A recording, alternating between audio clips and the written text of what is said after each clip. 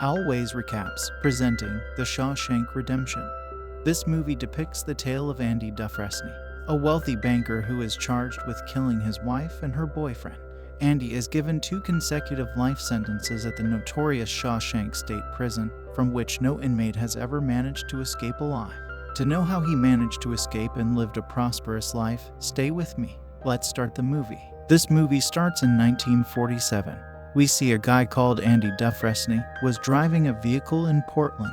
Andy then took out a gun and also some bullets. Here we see Andy consuming alcohol outside before entering the house. The scene then shifts to Andy in court, where he discloses that after a disagreement with his wife, they decided to file for divorce. Then, Andy's wife decides to vacate the home and live with her golfer boyfriend. Andy arrives there that evening intoxicated and sees his wife talking to her boyfriend. After that, Andy walked away and threw his pistol into the lake. Later, Andy claimed that he still had self-control and did not murder them as the prosecutor had argued. The prosecutor then revealed the findings of the police investigation, including the discovery of Andy's fingerprints, gunshot casings, and shattered liquor bottles that Andy consumed at the crime site.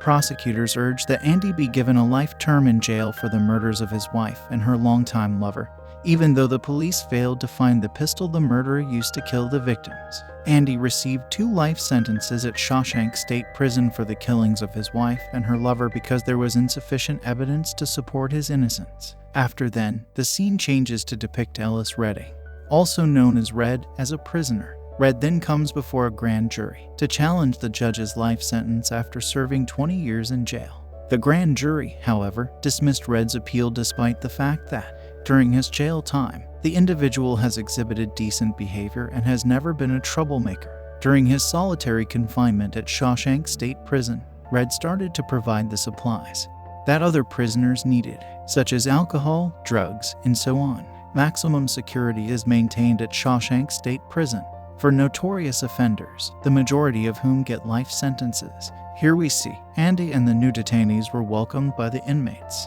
They would live at Shawshank State Prison. Andy and the others receive guidance from Samuel Norton, the Shawshank Penitentiary's warden. As a new prisoner at Shawshank, Andy is quickly exposed to the cruelty of a warden there by the name of Hadley. When one of the inmates acts disrespectfully, Hadley doesn't think twice about beating the prisoner into submission. Following that, Andy and the other inmates will be cleaned up, given prison clothing, and then placed in their cells. It appeared as though it had been a Shawshank ritual for inmates to make fun of and insult newly arrived prisoners. As can be seen, one of the new detainees, known as Fat Ass, could not take the taunts and derision hurled at him. The fat man kept screaming and complaining to the guards, pleading to be let out of there, until Hadley eventually showed up at the Fat Ass holding cell, hauled the man out, and beat the hell out of him. Andy, in contrast to Fat Ass, appears rather composed in prison for the first time, despite the fact that, in his opinion, he is innocent and shouldn't be behind bars. The following morning, Andy discovered a maggot in his cereal. When his fellow prisoner Brooks, an elderly guy, noticed this, he begged Andy to feed the maggots to his pet bird. Andy then hears the other inmates discussing Fat Ass, and one of them claims that Fat Ass has passed away after being assaulted by Hadley the previous evening.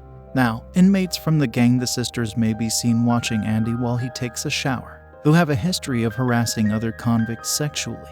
Their commander, Boggs, appears to be seeking Andy. A few months later, Andy starts to adjust to life in jail and develops a relationship with Red. Many of the prisoners are those who have spent more time behind bars than outside. In the period that they have been incarcerated, the outside world has undergone substantial change, yet they are all oblivious of how life has gone on without them beyond the prison walls. Red was given a life sentence and has been incarcerated for 20 years, much like Andy.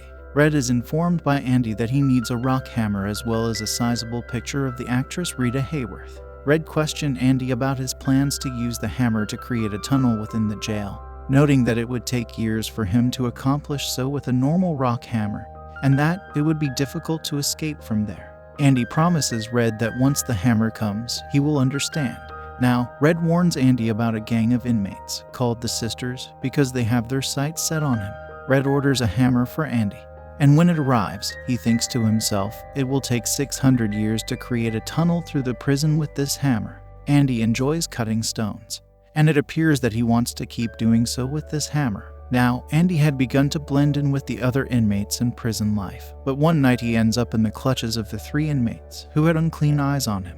Andy never voiced a complaint to anybody despite going through such agony. Andy's body is stained with bruises, and his face has a peculiar quiet. Now we see that some inmates are selected one day to fix the roof. Red and Andy are a few of them. Hadley, who appears to be a little upset, is the person in charge here. He informs his fellow soldiers that he received a $30,000 inheritance from his brother, but that the money is useless because most of it would be taxed by the government. Hadley's discussion is also being heard by Andy and his buddies. Now, Andy approaches Hadley and asks him whether he would trust his wife. Hadley becomes enraged upon hearing this. He snatches Andy and drags him to the edge of the terrace, but before Hadley can knock him to the ground, Andy explains that the government has a regulation that allows anyone to give their wife up to $60,000 without paying any form of tax on that amount. Andy offers to assist Hadley in legally keeping his inheritance money for free because, before going to prison, he was a banker. Andy demanded 3 beers in exchange, which he gave to every one of his pals. Then the following day, we see Andy's buddies drinking beers on the rooftop. This indicates that Andy was successful in assisting Hadley in keeping his $30,000. A few days later, everyone in the jail is treated to a movie. When Andy leaves that room, his attackers wait for him outside. They intend to torture him once again, but when Andy strikes back, he is severely battered. Andy suffers severe injuries that need hospitalization, and the person who caused the injuries is jailed for a week in solitary prison. When he goes back to his cell a week later, he discovers that Officer Hadley had been waiting for him. He receives such a brutal beating from Hadley that he is left permanently disabled. A few days later, Samuel Norton, the warden, requests to search Andy's cell. However, this request is an excuse. Officer Hadley had told him how Andy had saved his $30,000, so the warden was eager to see him. Andy is holding a Bible, which the warden takes in his hand, and Norton claims to have belief in the Bible as well. There are several actor portraits in Andy's cell, including a sizable picture of Rita Hayworth. The warden argues that he ordinarily doesn't permit this, but it may be disregarded in some exceptional circumstances. Here, Norton is impressed by Andy, who hires him as an assistant librarian and asks him to visit his office. Andy is required to work for an elderly guy who has been managing the library for many years. Andy hires his pal Red to be his assistant as his workload increases over time. The librarian Andy works for puts a knife to a man's neck because the librarian's sentence has been waived by the government, but he refuses to leave imprisonment. He has served 50 years of his sentence. He views jail life as his actual life. He believes that if he murders someone, his punishment would get more severe, and he will remain in this prison. However, the elderly librarian, Brooks, is persuaded by Andy and Red to release the guy and resolves not to commit any more crimes. After leaving prison, Brooks experiences some strange feelings. In 50 years, a lot has changed in the outside world. Where there was once just one automobile on the road, there are now many more. Brooks kills himself because he can't live in this fast-paced existence. Then, we learn that Norton has introduced a new program at Shawshank in order to teach inmates how to earn money via labor. Norton, however, has taken advantage of jail labor through this scheme, making money by undercutting the cost of trained work and accepting kickbacks. Norton accumulates a lot of illicit funds. Here, Andy creates a business partnership between Norton and a fake person in order to assist Norton in laundering his illegal funds. For the police to search for a guy who was never born in this world, if they learn about this, they prepare bogus documents in the name of Randall Stevens and transfer all the money to his account. The next thing we see is that Tommy, a new prisoner, enters the facility. Upon learning that Andy has assisted other individuals there, Tommy approaches Andy and expresses his desire to finish high school, so that whenever he is released from prison, he may live happily ever after and be with his wife and child. Andy, therefore, assists him in passing the test. One day, Tommy visits Red and asks, why is Andy in jail since he's so smart and nice? He learns from Red that he killed both his wife and his wife's boyfriend. When Tommy hears this, he remains quiet and doesn't say anything. Tommy now shares with them a very fascinating anecdote about a cellmate he previously had in a different prison. Tommy is alluding to the cellmate who once snuck into a house to steal, but when the owner woke up, he killed both the owner and his wife. Later, he learned that the victims of his murder were not a married couple and that the lady was the wife of a highly wealthy banker. He further says, banker was always innocent, but later on, the banker was found guilty of the murder that had been committed by Tommy's cellmate. When Andy learns of this, he goes to Norton and tells him what happened, but Norton purposefully doesn't believe him since Andy assists him in money laundering. Because he is aware of all his secrets, Andy promises Norton he won't let anybody know what goes on in the jail. However, Norton interprets it as a threat and jails Andy for a month in solitary prison. Additionally, he sends a conversational invitation to Tommy, who is convinced that Norton will assist Andy. Norton creates the impression that Tommy was trying to flee the prison, and he was shot and killed. Because Norton wants to ensure that Andy never escapes from the Shawshank jail, so he kills Tommy. Norton then goes to Andy and explains to him that Tommy attempted to flee and was shot as a result. Andy is conscious of his deceit. He informs Norton that he will no longer be working for him, but Norton responds by threatening to demolish the library, take away Andy's guardianship, and relocate him to the worst possible location. Andy is forced to compromise with Norton as a result. Andy is now free after spending a total of 2 months in the dungeon. Here we see Andy queries Red on his chances of ever leaving the cell. Red speculates that he might leave when he is too old and his intellect fails. Andy claims he will depart from this location and travel to Zihuatanejo. He describes it as a breathtaking location in Mexico, beside the sea. There, a person is said to lose himself. He states he will start his restaurant there. He'll work on his yacht beside the water, and will take his mates for deep-sea fishing. Red feels a bit dubious after hearing this. Hope, according to him, is a very perilous thing. It makes someone nuts. He also informs Andy that he needs to return to the realm of reality, and that Mexico is far away. Andy affirms his correctness to him. He now only has 2 options. He may continue living his horrible existence or he can pass away. Andy wants Red to promise him one thing before they go. He informs Red that there is a large field in Buxton, at a location with a large tree. There is a black stone on the stone wall next to that tree. Andy also informs Red that something is lying beneath that stone. Once he leaves, Andy wants Red to commit to visiting that location. Having completed Norton's job, Andy now puts all of his paperwork in a unique safe. Norton hands Andy his clothing after arranging the papers and asks him to iron them and gave his shoes to polish them. Andy then returns to his cell. Red is very concerned that night because he believes Andy could kill himself. Andy stays inside his cell when the cell doors open in the morning, shocking the guards who come over to see him. Then, as we can see, when Norton pulls out his shoebox to put on his shoes, Andy's shoes, not his, are in the box. At this time, the siren sounds, signifying that Andy has escaped. Norton calls Red for interrogation while checking Andy's cell. Warden questioned Red about Andy's whereabouts. Red says he knows nothing about this. Norton becomes extremely irate, since no one knows how Andy managed to escape from the jail cell unnoticed.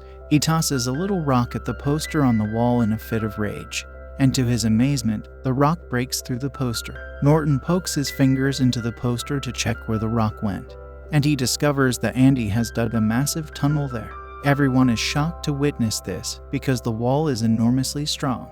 Without a machine, digging such a tunnel is nearly impossible.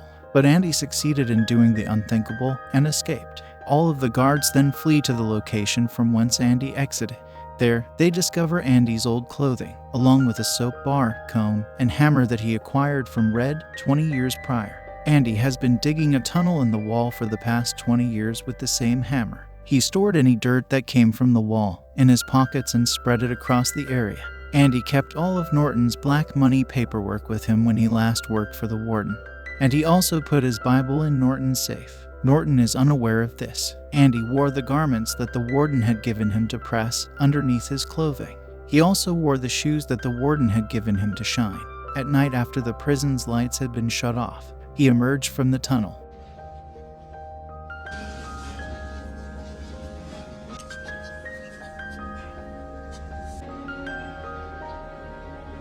Following this, he destroyed a gutter pipe.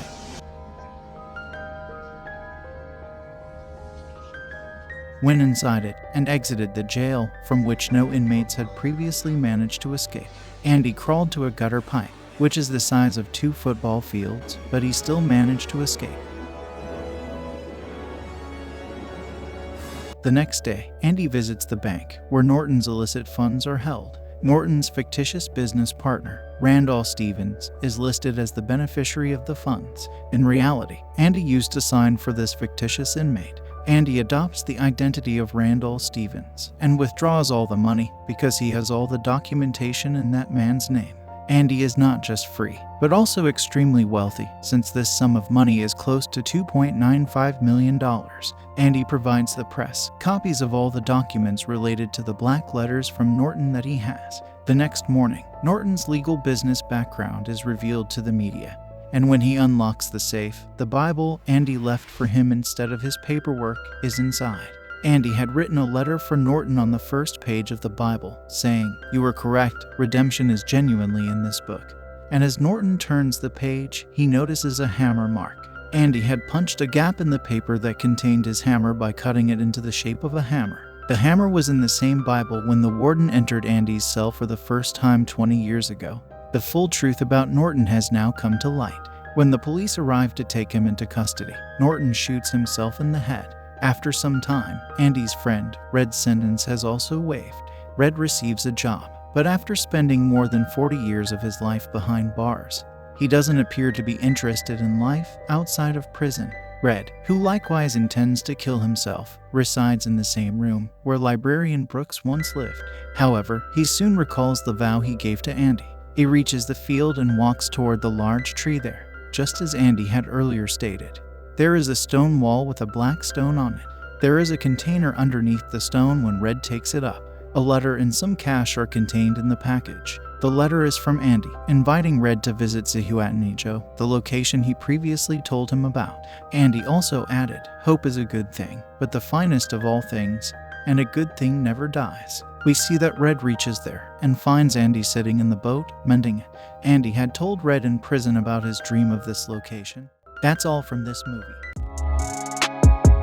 Can you buy me a coffee if you liked the video to help me to grow this channel? The link is in the description. And don't forget to subscribe.